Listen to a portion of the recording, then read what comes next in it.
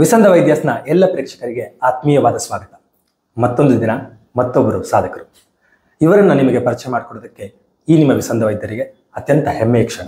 ಇವತ್ತಿನ ನಮ್ಮ ದಕ್ಷ ವೈದ್ಯರೊಂದಿಗಿನ ಯುವ ವೈದ್ಯರ ಸಂವಾದ ಎನ್ನುವ ಈ ವಿಶೇಷ ಸಂದರ್ಶನ ಕಾರ್ಯಕ್ರಮಕ್ಕೆ ನಮ್ಮೊಂದಿಗಿರುವುದು ಒಬ್ಬ ಶ್ರೇಷ್ಠ ಶಸ್ತ್ರಚಿಕಿತ್ಸಕರು. ನೀವೆಲ್ಲರೂ ಆದ ಶಸ್ತ್ರಚಿಕಿತ್ಸೆ ಅಂದ ತಕ್ಷಣ ಮೂಗು ಮುರಿಯೋದಿದೆ, ಆದರೆ ಇವರು ಸತತ 42 ವರ್ಷಗಳಿಂದ ತಮ್ಮ ವೈದ್ಯಕೀಯ ಸೇವೆಯನ್ನು ಒಬ್ಬ ಶ್ರೇಷ್ಠ ಗುರುವಾಗಿ ಹಾಗೆ ಹಲವಾರು ಹುದ್ದೆಗಳನ್ನು ತಮ್ಮ ಶಿಸ್ತಿನ ಮೂಲಕ, ತಮ್ಮ ನೇರ ನಡನುಡಿಯ ಮೂಲಕ, ತಮ್ಮ ಸಮಯ ಪ್ರಜ್ಞೆಯ ಮೂಲಕ ಆ ಎಲ್ಲ ಪಾತ್ರಗಳಲ್ಲಿ ಶ್ರೇಷ್ಠತೆಯನ್ನು ತುಂಬುತ್ತಾ ಒಬ್ಬ ಅದ್ವಿತೀಯ ಸಾಧಕರಾಗಿ ನಮ್ಮ ಮುಂದೆ ಬೆಳೆದಿದ್ದಾರೆ. ಅವರ ಈ ಒಂದು ಸುದೀರ್ಘವಾದ ಅನುಭವವನ್ನು ನಮ್ಮ ಹಲವು ಕುತೂಹಲದ ಪ್ರಶ್ನೆಗಳ ಮೂಲಕ ಅವರ ಜೀವನದ ಹಾದಿಯನ್ನು ಮೆಲುಕು ಹಾಕೋದಕ್ಕೆ ನಾವೇ ಬಂದಿದ್ದೀವಿ.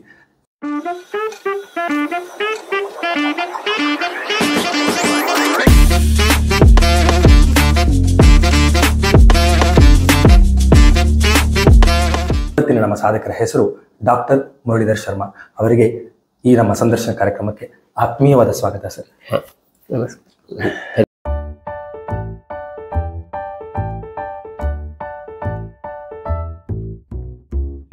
ಸರ್, ಮೊದಲಿಗೆ ಕೃತಜ್ಞತೆಯ ಮೂಲಕ ಶುರು ಮಾಡೋಣ ಅಂತ. ಈ ಒಂದು ಕಿರಿಯರಿಗೆ ಒಂದು 2 ದಿನದ ಮುಂಚೆ ನಾವು ಒಂದು ಕೇಳಿದಾಗ ಬರೀ 30 ಸೆಕೆಂಡ್ಸಲ್ಲಿ ನಾವು ಒಂದು ರಿಕ್ವೆಸ್ಟ್ ಮಾಡ್ಕೊಂಡಾಗ ನೀವು ಬನ್ನಿ ಅಂತ ಹೇಳಿ ನಮಗೆ ಇಷ್ಟು ಆದರದಿಂದ ಸ್ವಾಗತಿಸಿದ್ದಕ್ಕೆ, ನಮಗೊಂದು ಅವಕಾಶ ಮಾಡಿಕೊಟ್ಟಿದ್ದಕ್ಕೆ ನಿಜಕ್ಕೂ ಒಂದು ತುಂಬು ಹೃದಯದ ಧನ್ಯವಾದಗಳು ಸರ್. ಈ ಕೃತಜ್ಞತೆಯ ಮೂಲಕ ಮೊದಲ ಹಂತವನ್ನು ಶುರು ಮಾಡೋದಾದ್ರೆ,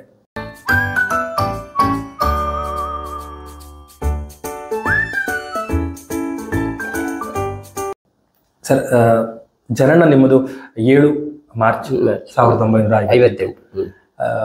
ಹುಟ್ಟು ಎಲ್ಲಾಯ್ತು? ತಂದೆಗಳ ಬಗ್ಗೆ. ಪಡುಬಿದ್ರೆ ಅಂತ ಇಲ್ಲೇ ಉಡುಪಿ ಹತ್ರವೇ ಪಡುಬಿದ್ರೆ. ನಾವು ವೈದಿಕ ಮನೆತನದಿಂದ ಬಂದವರು. ನನ್ನ ತಂದೆಯವರು ಜ್ಯೋತಿಷಿ.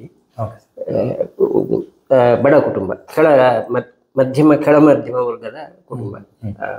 ನಮಗೆ ಅಂತ ಆರ್ಥಿಕ ಸಂಪತ್ತೇನಿಲ್ಲದಿದ್ದ ಕುಟುಂಬದಿಂದ ಬಂದವರು. ಸರ್, ನಿಮ್ಮ ಈ ಇವತ್ತಿನ ವ್ಯಕ್ತಿತ್ವದ ಮೇಲೆ ಆ ಒಂದು ಬಾಲ್ಯವನ್ನು ನೆನೆಸ್ಕೊಂಡಾಗ ಯಾರು ತುಂಬಾ ಪ್ರಭಾವಿಸಿದ್ದಾರೆ? ಅದು ಖಂಡಿತ ಪ್ರಭಾವ ತುಂಬ ಜನರದ್ದಿದೆ. ಯಾವತ್ತಾದ್ರೂ ಒಬ್ಬ ಮನುಷ್ಯ ಬೆಳೆದು ಹೇಳಿದ್ರೆ ಅವನ ಬೆಳವಣಿಗೆಯಲ್ಲಿ ಪರಿಸರ ಮತ್ತೆ ಅವರ ಉಳಿದ ಎಲ್ಲ ಯಾರು ಸಮಾಜ, ಇದು ಎರಡರದ್ದು ಪ್ರಭಾವ ಇದ್ದೇ ಇರ್ತದೆ. ಸೊ ಪ್ರಭಾವ ಯಾರದ್ದು ಅಂತ ಸ್ಪೆಸಿಫೈ ಮಾಡೋದು ಕಷ್ಟ. ಎಲ್ಲರ ಪ್ರಭಾವ ಇದೆ. ಸೊ ಎಲ್ಲರ ಪ್ರಭಾವದಿಂದಾಗಿ ನಾವು ಬೆಳೆದಿರೋದು. ನಮ್ಮದು ಅಂತ ಸ್ವಂತದ್ದು ಅಂತ ಎನ್ನುವಂಥದ್ದು ಏನಿಲ್ಲ. ಸರ್, ಮುಂದಿನ ಪ್ರಶ್ನೆ, ನಿಮ್ಮ ಆಯುರ್ವೇದಕ್ಕೆ ಆಗಮನಕ್ಕಿಂತ ಮುಂಚೆ ನಿಮ್ಮ ಮನೆತನಕ್ಕೆ ಏನಾದರೂ ಆಯುರ್ವೇದಕ್ಕೆ ಒಂದು ಲಿಂಕ್ ಇತ್ತ? ಇಲ್ಲ, ಮನೆ ಸಂಪ್ರದಾಯ ಯಾವ ಇಲ್ಲ. ಆಯುರ್ವೇದ ಒಟ್ಟಿಗೆ ಯಾವ ಲಿಂಕ್ ಕೂಡ ಇರಲಿಲ್ಲ. ಆಯುರ್ವೇದ ಬಗ್ಗೆ ಕಲ್ಪನೆ ಏನಿರಲಿಲ್ಲ. ಎಲ್ಲೋ ಕಾಯಿಲೆ ಬಂದಾಗ ಆಯುರ್ವೇದ ವೈದ್ಯರ ಹತ್ರ ಔಷಧಿಗೆ ಹೋಗಿದ್ದು ಇರಬಹುದು. ಅಂಥದ್ದೇನು ಆ ಸಂದರ್ಭದಲ್ಲಿ ಸಣ್ಣ ಸಣ್ಣ ಕಾಯಿಲೆಗಳಿಗೆ ವೈದ್ಯರ ಹತ್ರ ಹೋಗೋ ಕ್ರಮವೇ ಇರಲಿಲ್ಲ. ಊರಲ್ಲಿ ಯಾರೋ ಒಬ್ರು ಇದ್ರು ಡಾಕ್ಟರ್, ಅವರದ್ದು ಆಯುರ್ವೇದ ಮಾಡೋಣ ಏನೂ ಗೊತ್ತೇ ಇಲ್ಲ ನಮಗೆ. ಏನಾದ್ರೂ ಆದರೆ ಅವ್ರ ಹತ್ರ ಹೋಗೋದು. ಇದ್ರೆ ಮನೆಯಲ್ಲೇ ಕಷಾಯ ಅಂಥದ್ರಲ್ಲೇ ಎಲ್ಲ ಸುಧಾರಿಸಿಕೊಳ್ತಿದ್ರೆ ಸಂಪ್ರದಾಯ. ಆಗ ಈಗಿನ ಹಾಗೆ ವೈದ್ಯಕೀಯ ಸವಲತ್ತು ಬೇಕಾದಷ್ಟು ಇದ್ದದ್ದು ಅಂತಲ್ಲ. ಹಾಗಾಗಿ ಆಯುರ್ವೇದದ ಬಗ್ಗೆ ಅಥವಾ ಆಯುರ್ವೇದ ಎಲಾಪತಿ 2 ಸಿಸ್ಟಮ್ ಬೇರೆ ಎನ್ನುವ ಕಲ್ಪನೆಯೂ ಆಗಿರಲಿಲ್ಲ. ಅದೇನೋ ಒಂದು ವೈದ್ಯಕೀಯ ಔಷಧಿ ಅಷ್ಟೇ ಹೊರತು ಅದಕ್ಕಿಂತ ಹೆಚ್ಚಿನ ಕಲ್ಪನೆ ಆಗಿರಲಿಲ್ಲ.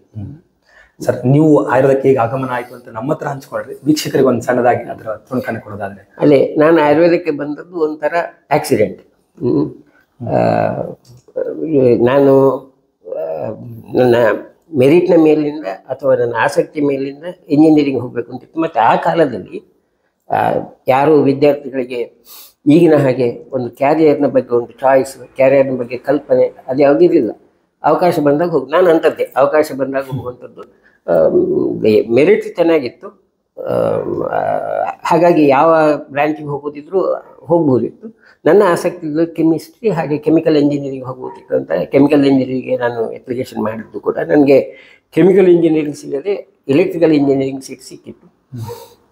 ಆ ಮಧ್ಯದಲ್ಲಿ ಆಯುರ್ವೇದ ಕಾಲೇಜಿನದ್ದು ಅಪ್ಲಿಕೇಶನ್ ಯಾರೋ ಕೊಟ್ಟಿದ್ರು, ಬಿಡು ಇದೆ ಅಂತ ಹೇಳಿ ಕಾಲೇಜಿನ ಇಂಟರ್ವ್ಯೂಗೆ ಬಂದ. ಇಂಟರ್ವ್ಯೂನಲ್ಲಿ ನಮ್ಮ ಆಗಿನ ಮ್ಯಾನೇಜ್ಮೆಂಟ್ನವರು ನನ್ನ ಮೆರಿಟನ್ನು ನೋಡಿ ನೀವು ಬರಬೇಕು, ನಿಮಗೆಲ್ಲ ಉಚಿತ ಕೊಡ್ತೇವೆ, ಉಚಿತ ಶಿಕ್ಷಣ ಕೊಡ್ತೇವೆ ಅಂತ ಹೇಳಿದ್ರಿಂದ ಒಂದು ಹುಮ್ಮಸ್ಸಿನಿಂದ ಆಗ ಆಯುರ್ವೇದಕ್ಕೆ ಬಂದ. ಆಯುರ್ವೇದ ಎನ್ನುವಂಥ ಕಲ್ಪನೆ ಇಲ್ಲ. ಬಂದ ನಂತರದ ಅನುಭವಗಳು ಮಾತ್ರ ಅದು ತುಂಬ ಕೆಟ್ಟ ಅನುಭವ. ಒಂದು ಕಾಲದಲ್ಲಿ ಕೆಟ್ಟ ಅನುಭವ ಇತ್ತು. 1975ರಲ್ಲಿ ಎಮರ್ಜೆನ್ಸಿ ಟೈಮ್ನಲ್ಲಿ ನಾವು 1.5 ವರ್ಷ ಇದು ಮುಷ್ಕರ ಮಾಡಿದಾಗಲೂ ನಮ್ಮ ಮುಷ್ಕರಕ್ಕೆ ಏನೂ ಬೆಲೆ ಇಲ್ಲದೆ ಅಂಥ ಪರಿಸ್ಥಿತಿಯಲ್ಲಿ ಇದ್ದದ್ದು. ಕ್ಲಾಸ್ ಪಾಠ ಅಂಥದ್ದು ಯಾವುದೂ ಸರಿಯಾಗಿ ಇಲ್ಲದೇ ಇದ್ದ ಪರಿಸ್ಥಿತಿಯಲ್ಲಿ ಏನೋ ಒಂದು ನಮ್ಮದೇ ಸ್ವಂತ ಪ್ರಯತ್ನದಿಂದ ಏನೋ ಒಂದು ಮಾಡಿಕೊಂಡು ಮುಂದೆ ಬಂದದ್ದು. ಆ ಸಮಯದಲ್ಲಿ ನನ್ನ ಮನಸ್ಥಿತಿಯನ್ನು ಬದಲಾಯಿಸಿದ ಒಂದು ಘಟನೆ ಹೇಳಲೇಬೇಕಾಗ್ತದೆ. ಅದು ನಾವು ಮುಷ್ಕರ 1.5 ವರ್ಷದ ಮುಷ್ಕರದ ದೀರ್ಘಾವಧಿ ಮುಷ್ಕರದಲ್ಲಿ ಸರ್ಕಾರದಿಂದ ಯಾವುದೇ ಪ್ರತಿಕ್ರಿಯೆ ಬಾರದೇ ಇದ್ದಾಗ ನಮ್ಮ ವಿದ್ಯಾರ್ಥಿಗಳ ಸಮೂಹವೊಂದು ಹೇಗೋ ಆಗಿನ ಆರೋಗ್ಯ ಮಂತ್ರಿಗಳ ಒಟ್ಟಿಗೊಂದು ಮೀಟಿಂಗನ್ನು ಎಸ್ಟಾಬ್ಲಿಷ್ ಮಾಡಿದರು. ಆ ಮೀಟಿಂಗ್ನಲ್ಲಿ ನಾನು ಒಬ್ಬ ಸದಸ್ಯನಾಗಿ ಒಟ್ಟಿಗೆ ಹೋಗಿದ್ದೆ. ಆ ಸಂದರ್ಭದಲ್ಲಿ ಆ ಮಂತ್ರಿಗಳು ಹೇಳಿದ ಮಾತು, ಒಂದು ಇಷ್ಟು ಸಮಯ ಆಯುರ್ವೇದ ಹಾಸ್ಪಿಟಲ್, ಆಗ ಇದ್ದದ್ದು 8 ಆಯುರ್ವೇದ ಕಾಲೇಜುಗಳು, 6 ಆಯುರ್ವೇದ ಕಾಲೇಜುಗಳು ಸ್ಟೇಟ್ನಲ್ಲಿ, 6 ಆಯುರ್ವೇದ ಕಾಲೇಜುಗಳು ಆಸ್ಪತ್ರೆಗಳು ಮುಚ್ಚಿದ್ರು ಕೂಡ ನಮಗೆ ಸಾರ್ವಜನಿಕರಿಂದ ಏನೂ ಅಹವಾಲು ಬರದೇ ಇದ್ದಾಗ ಸಾರ್ವಜನಿಕರಿಗೆ ಬೇಡದೇ ಇದ್ದದ್ರ ಬಗ್ಗೆ ನಾವು ಯಾಕೆ ತಲೆ ಕೆಡಿಸ್ಕೊಳ್ಬೇಕು ಎನ್ನುವಂಥದ್ದು ಮಾತು ಬಂದದ್ದು. ಆ ದಿನ ನಾನು ನಿಶ್ಚಯ ಮಾಡಿದ್ದೆ, ಇನ್ನು ಇದು ಆಯುರ್ವೇದ ಬೇಡ, ಒಂದು ಬಿಟ್ಟು ಹೋಗಬೇಕು. ಒಂದು ಅಥವಾ ನಾನು ಇಲ್ಲೇ ಇರುವುದಾದರೆ ಒಂದಲ್ಲ ಒಂದು ದಿವಸಕ್ಕೆ ಜನರಿಂದ ಮನ್ನಣೆ ಸಿಗುವಂಥದ್ದು, ಜನರ ಡಿಮ್ಯಾಂಡ್ ಬರೋದ್ರಿಗೆ ತರಬೇಕು ಅಂತ ಹೇಳುವ ಈ 2 ಆಪ್ಷನ್ ಇದೆ. ಅದೃಷ್ಟವಶಾತ್ ಇವತ್ತು ರಿಟೈರ್ ಆದ ನಂತರ ನಾನು ಇವತ್ತು ಹೆಮ್ಮೆಯಿಂದ ಹೇಳಬಲ್ಲೆ, ನಾವು ಇವತ್ತು ನಮ್ಮ ಹಾಸ್ಪಿಟಲ್ನ ಸರ್ವಿಸನ್ನು 1 ದಿವಸಕ್ಕೆ ನಿಲ್ಲಿಸಿದ್ರು ಕೂಡ ಖಂಡಿತ ಜನರಿಂದ ಡಿಮ್ಯಾಂಡ್ ಬಂದು ಬರ್ತದೆ. ಆ ಲೆಕ್ಕದಲ್ಲಿ ಒಂದು ಸಾಧನೆಯ ತೃಪ್ತಿಯಿಂದ ಈಗ ಇರೋದು. ಅದು ನನ್ನದು ಒಬ್ಬನೇ ಸಾಧನೆ ಅಂತಲ್ಲ, ಎಲ್ಲ ಪರಿಸ್ಥಿತಿ ಎಲ್ಲವೂ ಬದಲಾಗಿದೆ. ಆ ಬದಲಾದ ಪರಿಸ್ಥಿತಿಯಲ್ಲಿ ಇವತ್ತಿನ ಸ್ಥಿತಿ ಮತ್ತು ಆಗಿನ ಸ್ಥಿತಿ ಕಂಪೇರ್ ಮಾಡಿದರೆ ನನಗೊಂದು ತೃಪ್ತಿ ಇದೆ.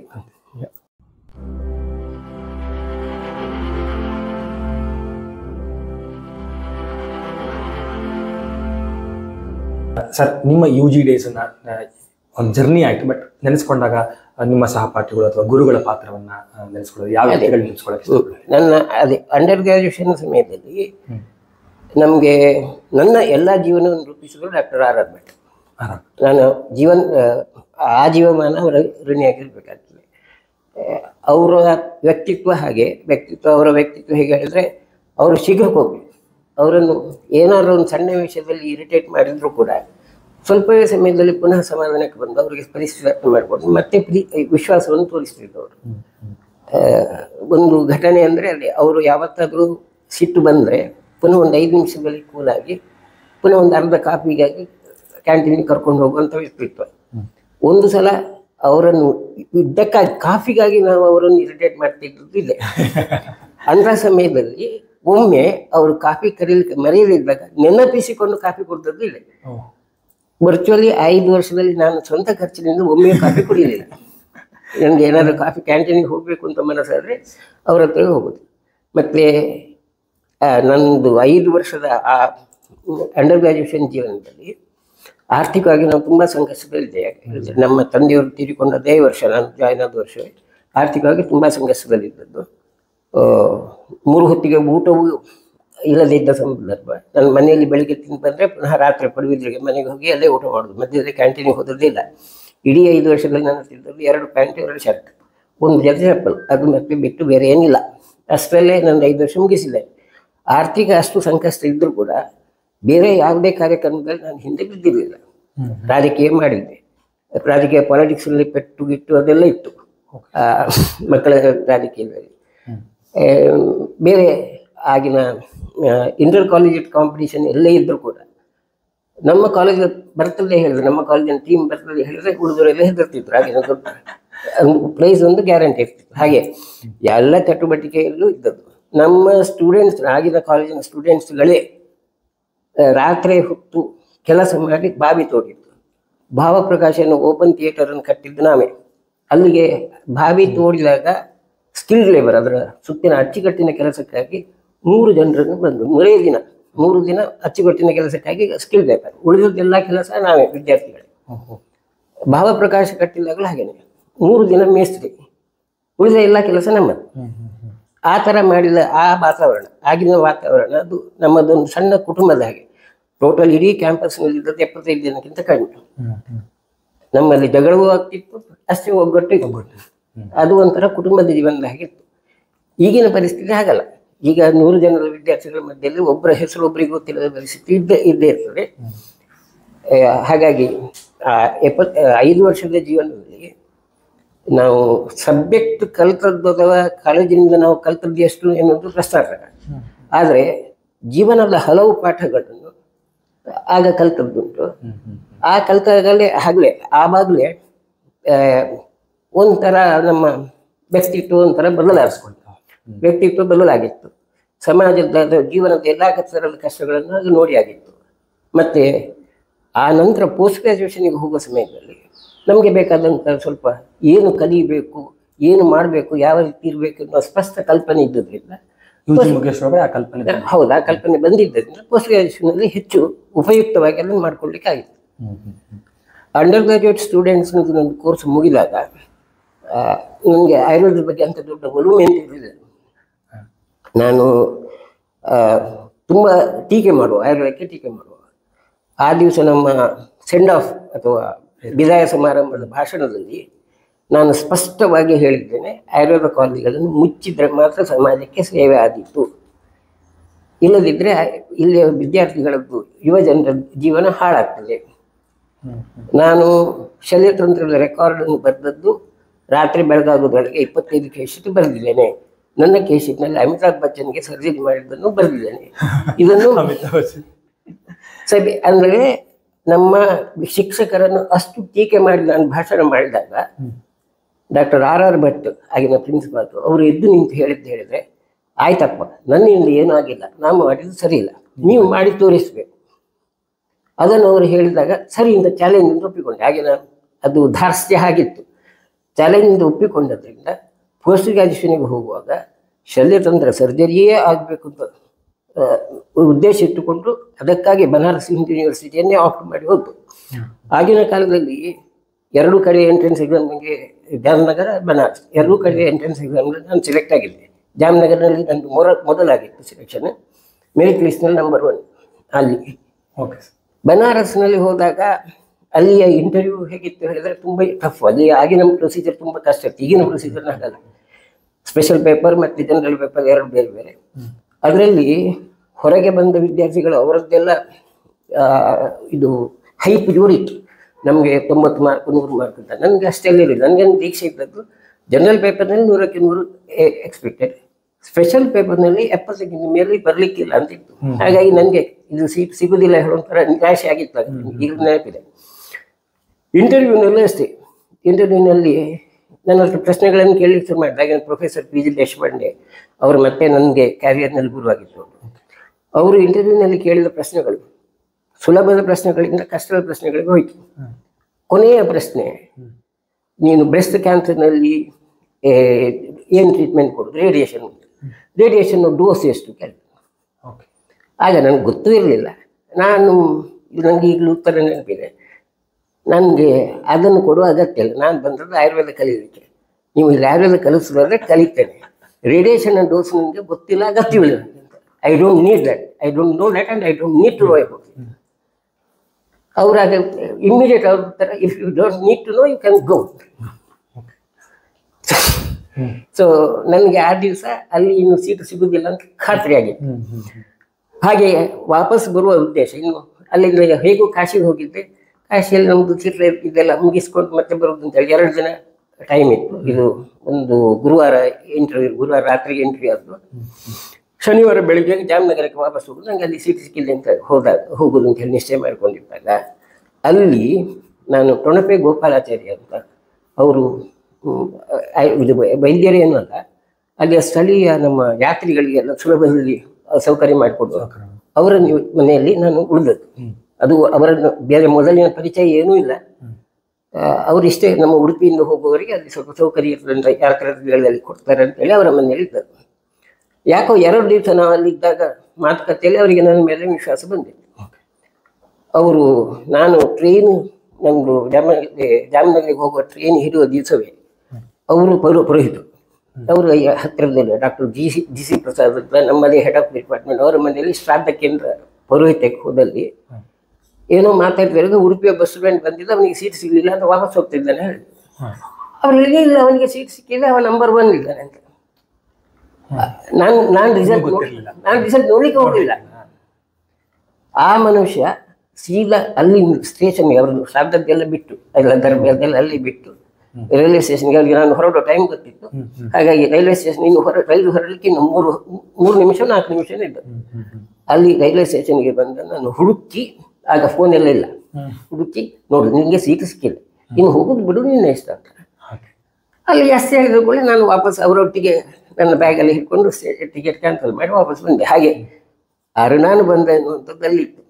ಇಲ್ಲದಿದ್ದರೆ ನಾನು ಬನಾರಸ್ ಜಾಮ್ನಗರಿಗೆ ಹೋಗ್ತಿದ್ದೆ, ಜಾಮ್ನಗರ ಪ್ರೊಸಿಕ್ಯೂಷನ್ ಆಗ್ತಿತ್ತು. ಈಗಲೂ ಅವರು ಜೀವನದಲ್ಲಿ ನೆನಪಿಟ್ಟುಕೊಂಡು ನಾನು ಪ್ರಾತಸ್ಮರಣೀಯರಲ್ಲಿ ಅವರು ಅವ್ರು ಮತ್ತೆ ನನ್ನ 3 ವರ್ಷದ ಕ್ಯಾರಿಯರ್ನೆಲ್ಲ ಹಾಗೆ ಅಲ್ಲಿ ಇದ್ದಾಗ ಅವ್ರು ನನ್ನ ತಂದೆ ಹಾಗೆ ನೋಡ್ಕೊಂಡವರು. ಆ ಥರದ ಮನುಷ್ಯರು ಅವರು. ಅಂದರೆ ಇದಲ್ಲ ಪ್ರೊಫೆಷನಲ್ ಅಲ್ಲ, ಖಾಲಿ ಪುರೋಹಿತರು, ಆದರೆ ಅಷ್ಟೇ ಇನ್ಫ್ಲೂಯೆನ್ಸ್ ಇದ್ದವರು ಅಲ್ಲಿ ರಾಜಕೀಯದಲ್ಲಿ.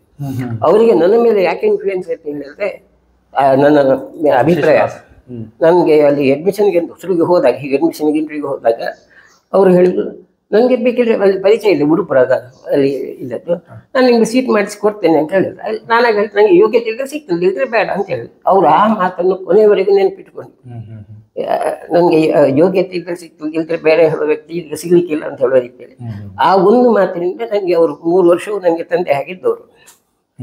ಹಾಗೆ ಅದು ಒಂದೊಂದು ಜೀವನದ ಘಟನೆ. ಹಾಗೆ ನನ್ನ ವಿದ್ಯಾರ್ಥಿ ಜೀವನ ಕಲಿಯುವ ಸಮಯ ಈ ಥರದ ಏರುಪೇರುಗಳಲ್ಲಿ ಬನಾರಸಿಗೆ ಹೋದ ನಂತರ ಅಲ್ಲಿ ಮಾಡರ್ನ್ ಮೆಡಿಸಿನ್ ಮತ್ತು ಸರ್ಜರಿ, ಅದನ್ನು ಸರ್ಜರಿ ಕಲಿಯುವಾಗಲೂ ಹಾಗೆ ನನ್ನ ಉದ್ದೇಶ ಇಲ್ಲದೆ ಹೇಳಿದ್ರೆ, ಇಲ್ಲಿ ಏನೂ ಇಲ್ಲದ ಸೆಟಪ್ನಲ್ಲಿ ನಾನು ಸರ್ಜರಿ ಮಾಡಬೇಕಾಗಿ ಬರಬೇಕಾದ್ರೆ ಆ ಟ್ರೈನಿಂಗ್ ಆ ಥರದ್ದು ಇರಬೇಕು. ಅದಕ್ಕಾಗಿ ಆಮೂಲಾಗ್ರ ಅಂದರೆ ಈಗಿನವರು ಕಲಿತ ಹಾಗೆಲ್ಲ ಓತಿಯಲ್ಲಿ ಇನ್ಸ್ಟ್ರೂಮೆಂಟ್ ತೊಳೆಯುವುದರಿಂದ ಹಿಡಿದು ಎಲ್ಲವನ್ನು ಕಲಿಯುವುದಕ್ಕಾಗಿ ನರ್ಸಸ್ಗೆ ನಾವು ಸಮೋಸದ್ದು ಅವರಿಗೆ ಇನ್ಸೆಂಟಿವ್ ಕೊಟ್ಟು ಅವರ ಕೆಲಸವನ್ನು ಮಾಡಿಕೊಂಡು ಹಾಗೆ ಕಲಿತು. ಹಾಗಾಗಿ ನಾನು ಅಲ್ಲಿ ಕೋರ್ಸ್ ಮುಗಿಸಿ ಇಲ್ಲಿಗೆ ಬಂದಾಗ ನನಗೆ ಒಂದು ಸರ್ಜಿಕಲ್ ಸೆಟಪ್ ಸ್ಟಾರ್ಟ್ ಮಾಡಲಿಕ್ಕೆ ಆಗಿತ್ತು. ಮತ್ತು ಇನ್ನೂ ಒಂದು ಅದರಲ್ಲಿ ವಿಶೇಷ ಘಟನೆ ಇದೆ. ನಮ್ಮದು ಕೋರ್ಸ್ ಮುಗಿದ ಕೂಡಲೇ, ಅಲ್ಲಿ MD ಕೋರ್ಸ್ ಮುಗಿದ ಕೂಡಲೇ ಮುಂದೆ PhDಗೂ ನನಗೆ ಅವಕಾಶ ಸಿಕ್ಕಿತ್ತು. ನನಗೆ PhD ಮತ್ತೊಂದಲ್ಲಿ ದೊಡ್ಡ ಸ್ಕೀಮ್, 1 ಕೋಟಿಗಟ್ಟಲೆ ಬಜೆಟ್ನ ಸ್ಕೀಮ್ ಒಂದು ಸ್ಯಾಂಕ್ಷನ್ ಆಗಿತ್ತು. ನಾನು ಅಲ್ಲಿಗೆ ಹೋಗ್ತೇನೆ, ಅಲ್ಲಿ ಸೇರುವಂಥ ಸುದ್ದಿ ಗೊತ್ತಾಗದ ಕೂಡಲೇ ಡಾಕ್ಟರ್ R.R. ಭಟ್ರು ನನಗೊಂದು ಲೆಟರ್ ಬರೆದರು, ಪೋಸ್ಟ್ ಕಾರ್ಡ್. ಅದು ಈಗಲೂ ನನ್ನ ಹತ್ರ ಇಟ್ಕೊಂಡದ್ದು ಒಂದು ಸ್ಮರಣಿಕೆ. ನೀನು ಈಗ ವಚನ ಭ್ರಷ್ಟ ಆಗ್ತಿ, ನೀನು ಇಲ್ಲಿಗೆ ಬಂದು ಹೇಳ್ತೇನೆ, ಇಲ್ಲಿ ಸರಿ ಮಾಡ್ತೇನೆ ಹೇಳಿದ್ರೆ ಬರಬೇಕು ಅಂತ. ಸರಿ ಅಂತ ಹೇಳಿದ್ರೆ ಅಲ್ಲಿ ಬಿಟ್ಟು ಬಂದೆ. ಆ ವಚನ ಭ್ರಷ್ಟ ಆಗ್ತಿ ಅಂತ ಹೇಳೋ ಮಾತಿಗೆ ವಾಪಸ್ ಬಂದೆ. ಆವಾಗ ಹಾಗೆ ಕಾಲೇಜಿಗೆ ಬಂದು ನನಗೆ ಜಾಯಿನ್ ಆದವರು ಸೇವೆಗೆ 1983 ಜುಲೈ 31ಕ್ಕೆ ನಮ್ಮದು ಕೋರ್ಸು ಮುಗಿದದಲ್ಲಿ.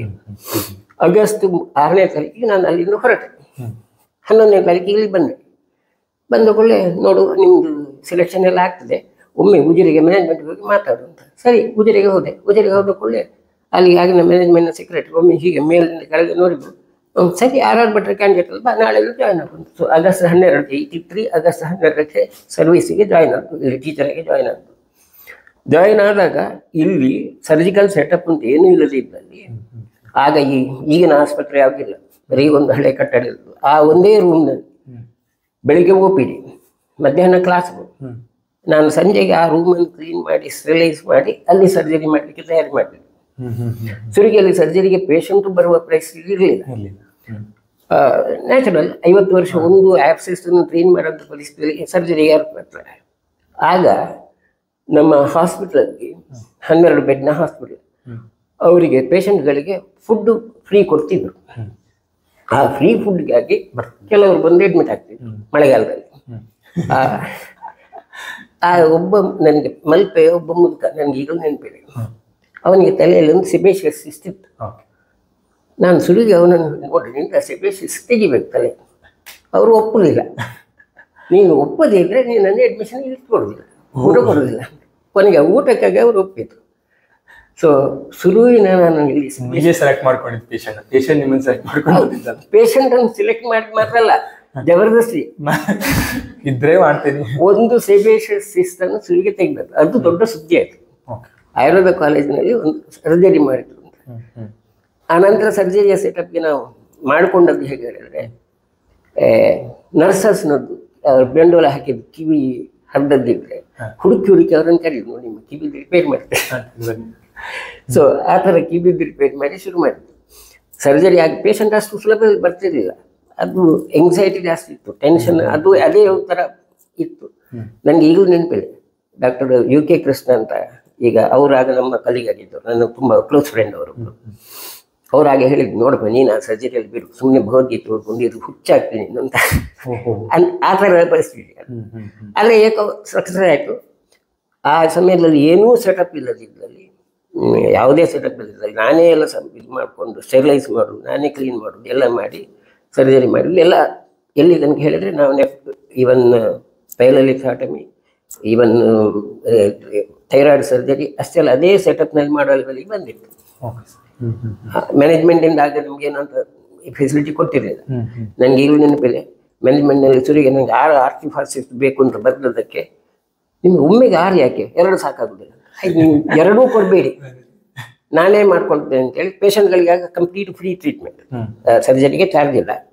ಹಾಗಾಗಿ ಪೇಷಂಟ್ಗಳ ಹತ್ರ ಯಾರ ಹತ್ರ ಒಬ್ಬರ ಹತ್ರ ಸ್ವಲ್ಪ ನೀವು 2 ಆರ್ಟಿಫಾರ್ಸಿಸ್ಟ್, ಇನ್ನೊಬ್ಬರ ಹತ್ರ ಇನ್ನೊಂದು ಇನ್ಸ್ಟ್ರೂಮೆಂಟ್ ಹಾಗೆ ತರಿಸಿ ಇನ್ಸ್ಟ್ರೂಮೆಂಟ್ ಸೆಟಪ್ ಮಾಡಿದ.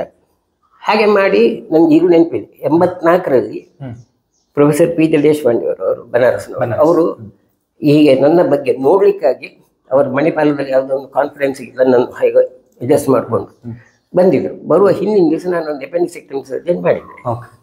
ಅವ್ರು ಬಂದಲ್ಲೇ ಸೆಟಪ್ ಒಮ್ಮೆ ನೋಡಿದ್ರು, ಇಲ್ಲಿ ಸರ್ಜರಿ ಮಾಡ್ತೇನೆ ನಂಬಿಕೆ ಆಗಲಿಲ್ಲ. ಚಲೋ ಪೇಷಂಟ್ ಸರಿ, ಪೇಷಂಟ್ ನಮ್ದು ಆಗ ಪೇಷಂಟ್ ನೋಡ್ಲಿಕ್ಕೆ ಅಂದ್ರೆ ಬಾರ್ಡ್ ಮತ್ತೆ ಬೋಟಿ ಮಧ್ಯದಲ್ಲಿ ಒಂದಷ್ಟು ದೊಡ್ಡ ಗ್ಯಾಪ್, ಅದು ಓಪನ್ ರೋಡ್. ಅಲ್ಲಿ ಪೇಷಂಟ್ ನಾವು ಮಳೆ ಬಂದಾಗ ಪ್ಲಾಸ್ಟಿಕ್ನ ಹೊದಿಸ್ಕೊಂಡು ಒತ್ತಿಕೊಂಡು ಹೋಗೋದು ಅಲ್ಲಿಗೆ. ಈಗಿನ ಸಿಚುವೇಶನ್ ಹಾಗಲ್ಲ. ಅಂಥ ಸೆಟಪ್ನಲ್ಲಿ ಅವರಿಗೆ ನಂಬಿಕೆ ಆಗಲಿಲ್ಲ.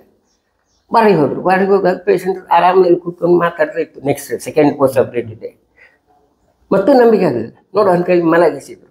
ಬ್ಯಾಂಡೇಜ್ ಉಂಟು, ಮತ್ತೂ ನಂಬಿಕೆ ಆಗಲಿಲ್ಲ. ಡ್ರೆಸ್ಸಿಂಗ್ ಟ್ರಲ್ಲಿ ಧರಿಸಿದ್ರು. ಬ್ಯಾಂಡೇಜ್ ಓಪನ್ ಗುರು ಪರೀಕ್ಷೆ. ಅವ್ರು ಮತ್ತೆ ಬನಾರಸಿಗೆ ಹೋಗಿ ಹೇಳಿದ್ರು, ಓ तो पागल है, वो पेड़ के नीचे भी कर देगा ಅಂತ ಹೇಳ್ಕೊಂಡು ಆ ಥರ ಮಾಡಿ. ಈಗ ಹಾಗಿಲ್ಲ. ಈಗ ನಮ್ಮದು ತುಂಬ ಚೆನ್ನಾಗಿ ಸೆಟಪ್ ಬಂದಿದೆ. ಆ ಸೆಟಪ್ ಮಾಡಲಿಕ್ಕೆ ಶುರುವಿನಿಂದ ಮಾಡಿದ ಈ ಪ್ರಯತ್ನದಿಂದ ಮುಂದೆ ನಮಗೆ ಮುಂದಿನದ್ದು ಸ್ಮೂತಾಗಿ ಆಯಿತು. ಮ್ಯಾನೇಜ್ಮೆಂಟ್ನವರು ಹೊಸ ಹಾಸ್ಪಿಟಲ್ ಕಟ್ಟುವಾಗ ಅವರು ಹೇಳಿದ, ಹೊಸ ಹಾಸ್ಪಿಟಲ್ ಬಿಲ್ಡಿಂಗ್ ಕಟ್ಟಿದಾಗ ಹೇಳಿದ ಮಾತು ಈಗಲೂ ನೆನಪಿದೆ, ನಾವೇನೋ ದೊಡ್ಡ ಹಾಸ್ಪಿಟಲ್ ಕಟ್ಟಿ ಕೊಡ್ತೇವೆ, ಪೇಷಂಟ್ ಫಿಲಪ್ ಮಾಡೋದು ನಿಮ್ಮ ಕೆಲಸ, ಪೇಷಂಟ್ ಫಿಲಪ್ ಆಗದೆ ನಾವು ಅದನ್ನು ಹೋಟೆಲ್ ಮಾಡ್ತೇವೆ ಅಂತ. ಸೊ ಹೋಟೆಲ್ ಹಾಸ್ಪಿಟಲ್ ಚಾಯ್ಸ್ ನಿಮ್ಮದು ಅಂತ. ಆದರೆ ಹಾಸ್ಪಿಟಲ್ ಕಟ್ಟಿ 8 ವರ್ಷದಲ್ಲಿ ಅವರು ಇನ್ನೊಂದು ಬ್ಲಾಕ್ ಈಗ 3-4 ಬ್ಲಾಕ್ ಮಾಡೋ ಹಂತಕ್ಕೆ ಬಂತು. ಅದು ನಾನು ಹೇಳಿದ್ರು ತೃಪ್ತಿ ಅಂತ. ಒಂದು ಸ್ಟೇಜ್ನಲ್ಲಿ ಆಯುರ್ವೇದದ ಬಗ್ಗೆ ಏನು ಕಮೆಂಟ್ ಇತ್ತು ಹೌದು, ಅದು ನಾನು ಒಬ್ಬನೇ ಸಾಧನೆ ಮಾಡಿದ್ದು ಅಂತಲ್ಲ, ಬಟ್ ನನ್ನ ಜೀವನದಲ್ಲಿ ಟೋಟಲ್ ಅದರಲ್ಲಿ ನನ್ನ ರೋಲ್ ಸುಮಾರು ಇತ್ತು, ಅದು ಹೋಗ್ತೇನೆ. ಆ ಥರದ್ದು ಸೈಕಲ್ ಅದು. ಆ ಸೈಕಲನ್ನು ಅನುಭವಿಸಿತ್ತು. ಸೊ ಶಿಕ್ಷಣದಿಂದ ಇಲ್ಲಿವರೆಗೆ ಬಂದದ್ದು. ಮತ್ತೆ ಆಯುರ್ವೇದದ ಬಗ್ಗೆ ಕಮಿಟ್ಮೆಂಟ್ ಬಂದದ್ದು ಹಾಗೇನೆ. ಆ ಮಾಡರ್ನ್ ಮೆಡಿಸಿನ್ ಲಿಮಿಟೇಷನ್ ಗೊತ್ತಾದ್ರಿಂದ ಆಯುರ್ವೇದದ ಬಗ್ಗೆ ಏನಂತ ಗೊತ್ತಾಯ್ತು. ಆ ನಂತರ ನಾವು ಆಯುರ್ವೇದಕ್ಕೆ ಕಮಿಟ್ಮೆಂಟ್ ಬಂದದ್ದು. ಸ್ಟೂಡೆಂಟ್ಸಿಗೆ ಡೆಮಾನ್ಸ್ಟ್ರೇಟ್ ಮಾಡಬೇಕು, ನಾವು ಕಲಿಸುವಾಗ ಸ್ಟೂಡೆಂಟ್ಸ್ಗೆ ಡೆಮಾನ್ಸ್ಟ್ರೇಟ್ ಮಾಡಬೇಕು ಅಂತ ಹೇಳೋ ಉದ್ದೇಶದಿಂದಲೇ ನನ್ನ ಕ್ಲಿನಿಕ್ನಲ್ಲಿ ಒಂದೇ ಒಂದು ಮಾಡರ್ನ್ ಮೆಡಿಸಿನ್ ಇಷ್ಟುವರೆಗೆ ಕೊಟ್ಟಿಲ್ಲ. ಮಾಡೆಲ್ ಡೆಮಾನ್ಸ್ಟ್ರೇಟ್ ಮಾಡಬೇಕು, ಆಯುರ್ವೇದದಿಂದ ನಾವು ಪೇಷಂಟ್ಗಳನ್ನು ಟ್ರೀಟ್ ಮಾಡಲಿಕ್ಕೆ ಆಗ್ತದೆ ಅಂತ. ಇವತ್ತಿಗೆ ಸಂಜೆಗೆ ಮಿನಿಮಮ್ 100 ಪೇಷಂಟ್ ಬರ್ತಾರೆ. ಈಗ ಮಧ್ಯಾಹ್ನ ನಂತರ 2 ಗಂಟೆಗೆ ಶುರು ಆಗ್ತದೆ. ಮಿನಿಮಮ್ ಎವರೇಜ್ 100 ಪೇಷಂಟ್ ಅದು ಎವರೇಜ್, ಕೆಲವು ಸ್ವಲ್ಪ ಹೆಚ್ಚು ಸ್ವಲ್ಪ ಕಮ್ಮಿ. ಒಂದೇ ಒಂದು ಇಷ್ಟರವರೆಗೆ ಮಾಡರ್ನ್ ಮೆಡಿಸಿನ್ ಇಲ್ಲಿ ಕೊಟ್ಟಿಲ್ಲ. ಅಗತ್ಯ ಬಿದ್ದರೆ ನಾನು ಹಾಸ್ಪಿಟಲ್ಗೆ ಅಡ್ಮಿಟ್ ಮಾಡ್ತೇನೆ, ಅಲ್ಲಿ ಬೇಕಿದ್ರೆ ಕೊಡ್ತೇನೆ. ಸೊ ಕೇವಲ ಆಯುರ್ವೇದಿಕ್ ಮೆಡಿಸಿನ್ ಪ್ರಾಕ್ಟೀಸ್ ಮಾಡಲಿಕ್ಕೆ ಆಗ್ತದೆ ಹೇಳೋದನ್ನು ಸ್ಟೂಡೆಂಟ್ಸ್ಗೆ ಡೆಮಾನ್ಸ್ಟ್ರೇಟ್ ಮಾಡೋದು ಈಗ ಆಯಿತು. 1985ರಲ್ಲಿ ಅಲ್ಲಿ ಎದುರಿನ ಹಳೆ ಮನೆಯಲ್ಲಿ ಶುರು ಮಾಡಿದ್ದು. ಆನಂತರ ನಾನು ಎಲ್ಲಿ ಮನೆ ಕಟ್ಟಿದೆ ಎಲ್ಲ ಆಯಿತು, ಆ ಲೆವೆಲ್ಗೆ ಬಂದಿದೆ. ಸೊ ಅದು ಬಂದು ಕೂಡ ಒಂದು ತೃಪ್ತಿ ಅಷ್ಟೇ. ಸರ್, ಈ ಜರ್ನಿಯನ್ನು ಕೇಳಬೇಕಾದ್ರೆ ಹಲವು ಒಂದು ಅಚ್ಚರಿ ಮೂಡಿಸುವಂಥ ಸಂಗತಿಗಳಿದ್ದಾವೆ ಸರ್. ಕೆಲವು ಫಸ್ಟ್ ನೋಟ್ ಮಾಡೋದಾದ್ರೆ, ವಿದ್ಯಾರ್ಥಿಯಾಗಿ ಪ್ರಿನ್ಸಿಪಲ್ರ ಜೊತೆ ಒಂದು ಜಿದ್ದಾಟ, ಅಂದರೆ ನಮಗೆ ಆ ಒಂದು ಸಂಗತಿ ಇವತ್ತು ನೆನೆಸ್ಕೊಳ್ಳೋದು ತುಂಬ ಕಷ್ಟ ಆಗ್ಬೋದು, ಅದಾಗಿರ್ಬೋದು. ಆ್ಯಂಡ್ ಓವರ್ ಪೀರಿಯಡ್ ನೀವು ಎಲ್ಲದ್ರ ಜೊತೆ ಒಂದು ಶಿಸ್ತು ಸಂಯಮದ ಜೊತೆಗೆ ಒಂದು ರೆಬೆಲಿಯಸ್ ಆಗಿ ಎಲ್ಲರ ನೇರವಾಗಿ ಹೇಳುವಂಥ ಒಂದು ಆಟಿಟ್ಯೂಡ್ ಅನ್ನು ಬೆಳೆಸ್ಕೊಂಡಿದ್ದು. ಅದು ರೆಬೆಲಿಯಸ್ ಅಂದರೆ ನಾನು ಯಾವುದಾದ್ರು ಗಟ್ಟಿ ಸಾಧನೆ ಮಾಡಬೇಕಿದ್ರೆ ಒಳಗೆ ಗಟ್ಟಿ ಇರಬೇಕು. ಗಟ್ಟಿ ಇದ್ದವು ಬಗ್ಗುದಿಲ್ಲ ಅಷ್ಟೇ. ಬಗ್ಗುದಿಲ್ಲ ಅಂತ ಹೇಳೋದೇ ಕಲ್ಪನೆ ಅಷ್ಟೇ. ಅದು ಈಗಲೂ ಅಷ್ಟೇ, ಬಗ್ಗುದಿಲ್ಲ. ಮತ್ತೆ ನೀವು ವಚನ ಕೊಟ್ಟಂತ ಒಂದು ಮಾತಿದೆಯಲ್ಲ ಸರ್, ಅದು ಇವತ್ತಿಗೆ ನಾವು ಅದನ್ನ ನೆನೆಸ್ಕೊಳ್ಳೋಕೆ ಸ್ವಲ್ಪ ಕಷ್ಟ ಆಗ್ಬೋದು. ಅಂದ್ರೆ ನೀವು ವಿದ್ಯಾರ್ಥಿಗಳೇ ಸೇರಿ ಒಂದು ಭವನ ಕಟ್ಟೋದು, ಅದೊಂದು ಅಂದ್ರೆ ಅಷ್ಟು ಬದ್ಧರಾಗಿರೋದು ಒಂದು ಸಂಸ್ಥೆಗೆ. ಮತ್ತೆ ಅದಾದ್ಮೇಲೂ ನೀವು ನಿಮ್ಮ ಪ್ರಾಂಶುಪಾಲರ ಮಾತಿಗೆ ಅಷ್ಟೊಂದು ದೊಡ್ಡ ಅವಕಾಶವನ್ನು ಬಿಟ್ಟು ಮತ್ತೆ ನೀವು ನಿಮ್ಮ ವಚನವನ್ನು ಕಾಪಾಡ್ಕೊಳ್ಳೋದಕ್ಕೋಸ್ಕರ ಇಲ್ಲಿ ಬಂದು ನಿಮ್ಮ ವೃತ್ತಿ ಅದು ಅಂದ್ರೆ ಅದು ಸಾಮಾನ್ಯ. ಅಂದ್ರೆ ಆ ಸಮಯದಲ್ಲಿ ಅದಕ್ಕೆ ಬೆಲೆ ಕೊಡ್ಬೇಕಾದ್ರೆ ಮತ್ತೆ ಎಲ್ಲದಕ್ಕೊಂದು ವಿಧಿ ಅಂತ ಇರ್ತದೆ, ಅದೇನೋ ಆಗ್ತದೆ. ಸರಿ, ಖುಷಿ ಆಯ್ತು ಸರ್. ಸುಮಾರು ಆದರ್ಶನೀಯ ಒಂದಷ್ಟು ವಿಚಾರಗಳು ತಿಳ್ಕೊಳ್ಳೋದಿತ್ತು. ಅದಾದ ನಂತರ ಈಗ ಮುಂದೆ ಬರೋದಾದ್ರೆ ಸರ್,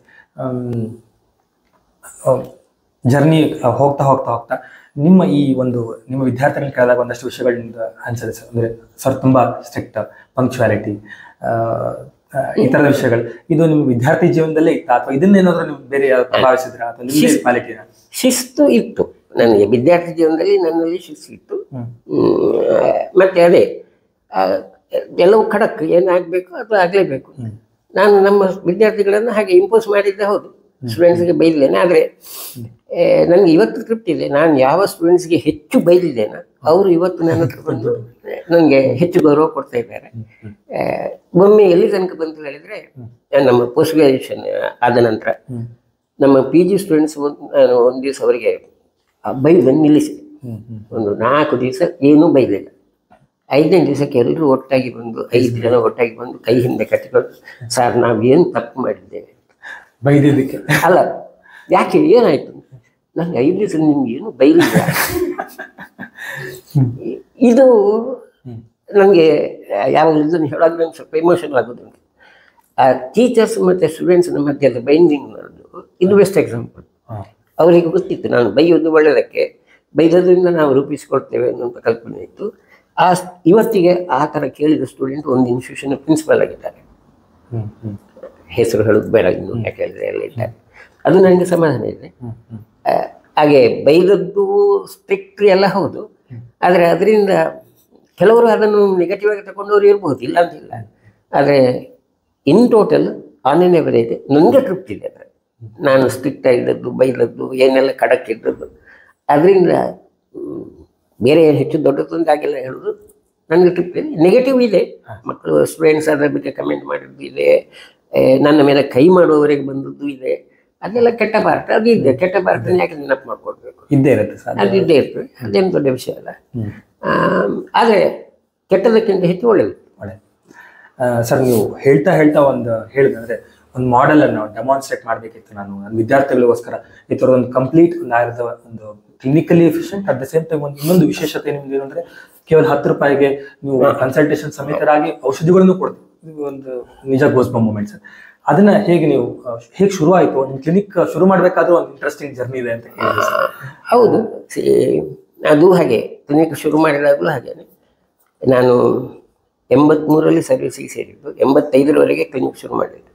85ರಲ್ಲಿ ಎದುರಿಗಿರುವ ಹಳೆ ಮನೆ ಉಂಟಲ್ಲ, ಹಂಚಿನ ಮನೆ, ಆಗ ಇನ್ನೂ ಹಾಳಾಗಿತ್ತು, ಅಲ್ಲಿ ಬಾಡಿಗೆ ಬಂದದ್ದು ನಾನು.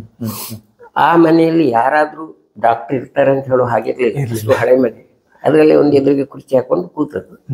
ನನಗೆ ಈಗಲೂ ನೆನಪಿದೆ, ನಾನು ಆಗ ಟೋಟಲ್ ಇನ್ವೆಸ್ಟ್ ಮಾಡಿದ್ದು 198 ರೂಪಾಯಿ.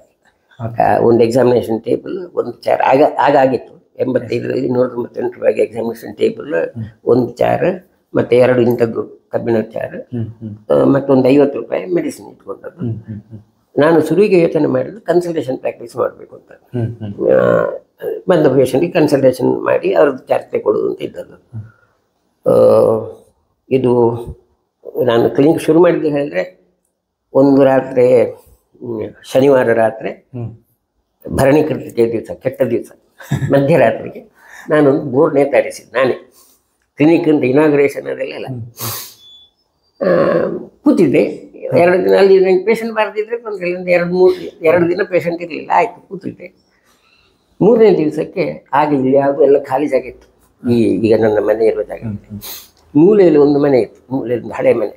ಅದರಲ್ಲಿ ಒಬ್ಬರು ಕ್ರಿಶ್ಚಿಯನ್ ಹೆಂಗಸು, ಅವರು ಬ್ಯಾಂಕ್ನ ಎಂಪ್ಲಾಯ್.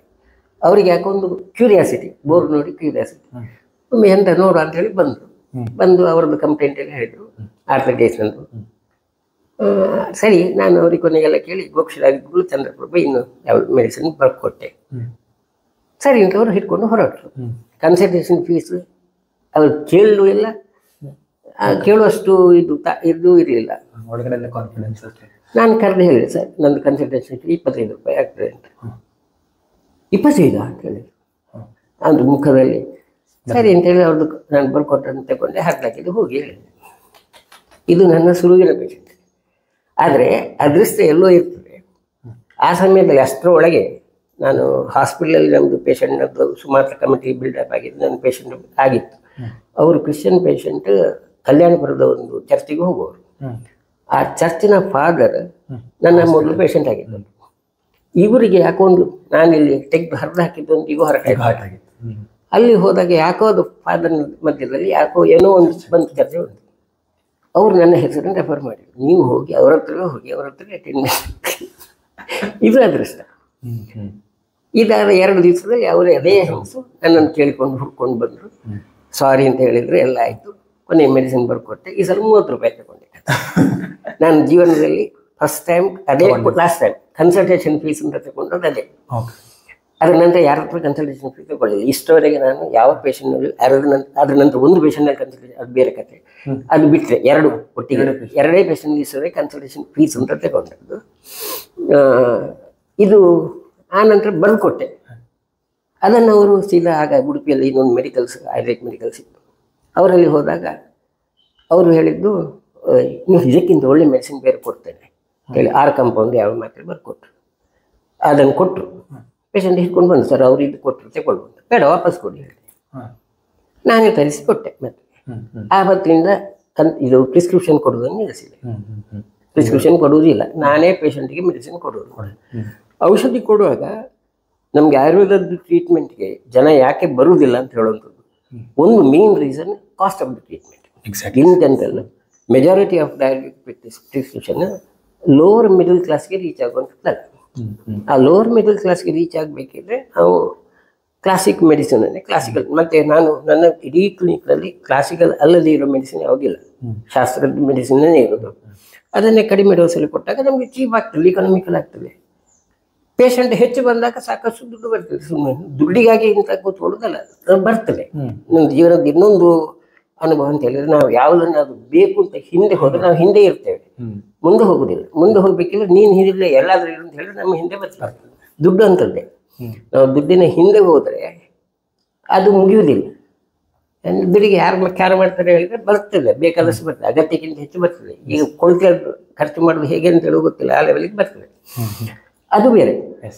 ಹಾಗೆ ಹಣ ಒಂದೇ ಲೆಕ್ಕ ಅಲ್ಲ, ಅದರಲ್ಲಿ ಒಂದು ಪ್ರಶ್ನೆ ಇದೆ. ನಾನು ಕನ್ಸಲ್ಟೇಷನ್ ಫೀಸ್ ಒಂದು ತಗೊಂಡದ್ದಲ್ಲ ಇರ್ತದೆ, ಇನ್ನೊಂದು ಇಡೀ ಜೀವನದಲ್ಲಿ ಇನ್ನೊಂದು ಕನ್ಸಲ್ಟೇಷನ್ ಫೀಸ್ ತಗೊಂಡು ಅದು ಘಟನೆ ಹೇಳಿಬಿಡ್ತೆ.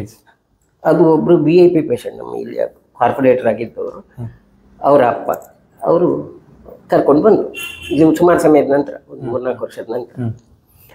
ಆಗ ಬಂದಾಗ ಅವ್ರದ್ದು ಎಲ್ಲ ಕ್ಲಿನಿಕಲ್ ಹಿಸ್ಟ್ರಿ ಎಲ್ಲ ಕೇಳಿ, ಕೊನೆಗೆ ನೋಡಿ ನಿಮಗೆ ಒಂದು ಸ್ಕ್ಯಾನಿಂಗ್ ಮಾಡಬೇಕಾಗ್ತದೆ. ಯಾಕೆ ಕೇಳಿ, ಒಮ್ಮೆ ನಿಮಗೆ ಪ್ರಾಸ್ಟೇಟ್ನ ಕ್ಯಾನ್ಸರ್ ಇರೋ ಚಾನ್ಸ್ ಉಂಟು ಕ್ಲಿನಿಕಲ್. ಅವರು 3 ಸಲ ಕೇಳಿದ್ದೆ, ಬೇರೆ ಏನಾದರೂ ಇನ್ವೆಸ್ಟಿಗೇಷನ್ ಆಗಿದೆ, ಟೆಸ್ಟ್ ಆಗಿದೆ, ಸರಿಗೆ ಏನೂ ಇಲ್ಲ ಅಂತ ಡಿನೈ ಮಾಡಿದ್ರು. ಕೊನೆಗೆ ಅಷ್ಟನ್ನು ನಾನು ಕ್ಲಿನಿಕಲ್ ಡಯಾಗ್ನೋಸಿಸ್ನ ಮೇಲೆ ನಿಮಗೆ ಸ್ಕ್ಯಾನಿಂಗ್ ಮಾಡದೆ ಟ್ರೀಟ್ಮೆಂಟ್ ಕೊಡೋದು ಕನ್ಫರ್ಮ್ ಆಗಬೇಕು ಅಂತ ಅಷ್ಟು ಹೇಳಿದ ನಂತರ ಅವರದ್ದು ಡಾಕ್ಯುಮೆಂಟ್ ಹೊರಗೆ ಬಂತು. ನನಗೆ ಸುಮಾರು 20 ನಿಮಿಷ ಬೇಸ್ ಮಾಡಿದ್ದಾರೆ. ಅವರೆಲ್ಲ ಟೆಸ್ಟ್ ಆಗಿದೆ, ಕ್ಯಾನ್ಸರ್ ಕನ್ಫರ್ಮ್ ಆಗಿತ್ತು. ನನಗಾಗ ಸಿಟ್ಟು ಬಂತು, ನೀವು ಟ್ರೀಟ್ಮೆಂಟಿಗಾಗಿ ಬಂದದ್ದ, ನನ್ನ ಪರೀಕ್ಷೆ ಮಾಡಿ ಬಂದದ್ದ? ನನಗೆ ಪರೀಕ್ಷೆ ಮಾಡಿ ಯೂನಿವರ್ಸಿಟಿ ಡಿಗ್ರಿ ಕೊಟ್ಟಾಗಿದೆ, ನಿಮ್ಮ ಪರೀಕ್ಷೆ ಅಗತ್ಯ, ನೀವು ಟ್ರೀಟ್ಮೆಂಟ್ ಎಲ್ಲರೂ ತಗೊಳ್ಳಿ. ಸರಿ ಇಂಥವರಿಗೆ ಹೋಗುದು ಹೇಗೆ? ನನಗೆ 20 ನಿಮಿಷ ಬೇಸ್ ಮಾಡಿದೆ, 100 ರೂಪಾಯಿ ಕೊಡಿ ಹೋಗಿ ಅಂತ ಹೇಳಿ. ಇದು 2ನೇ ಕನ್ಸಲ್ಟೇಷನ್ ಅಷ್ಟೇ ಲೈಫ್ನಲ್ಲಿ. ನನ್ನ ಕನ್ಸಲ್ಟೇಷನ್ ಫೀಸ್ ಅಂತ ತಗೊಂಡು ಅದು 2 ಪೇಷಂಟ್, ಒಂದು 30 ರೂಪಾಯಿ, ಇನ್ನೊಂದು 100 ರೂಪಾಯಿ. ಸರ್, ಇಲ್ಲಿ 2 ಕುತೂಹಲದ ಪ್ರಶ್ನೆಗಳಿದೆ ಸರ್. ಒಂದು, ನೀವು ವೈದಿಕ ಸಂಪ್ರದಾಯದಿಂದಲೇ ಬಂದರು, ಆ ಒಂದು ಅದನ್ನ ಆ ಮೌಲ್ಯಗಳನ್ನು ಮೀರಬೇಕು ಅನ್ನೋ ಒಂದು ಪ್ರಯತ್ನ ಅದು.